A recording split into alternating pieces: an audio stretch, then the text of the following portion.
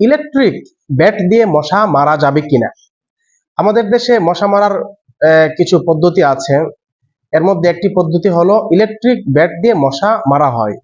Electric bat দিয়ে যে মশা মারা হয় সেখানে মূলত ইলেকট্রিক ব্যাটের মধ্যে পুড়ে মশা মারা যায়, অর্থাৎ পুড়িয়ে মশাকে মারা হয় এই ব্যাটের মাধ্যমে।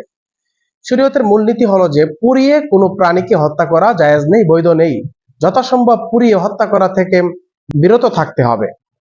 রাসূল সাল্লাল্লাহু আলাইহি ওয়াসাল্লাম বলেছেন, হাদিসে এসেছে, লা ইউআযযিবু বিন-নার ইল্লা রাব্বুন নার, অর্থাৎ নার অর্থাৎ আগুনের মালিক যিনি, তিনি কেবলমাত্র আগুন দ্বারা শাস্তি দিতে পারেন।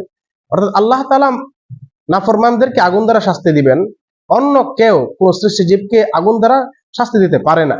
তাই মশাকে ইলেকট্রিক ব্যাট দিয়ে পুড়িয়ে মারাটা জায়েজ হবে না এবং এই ব্যাট ব্যবহার করে মশা মারাটা বৈধ হবে না।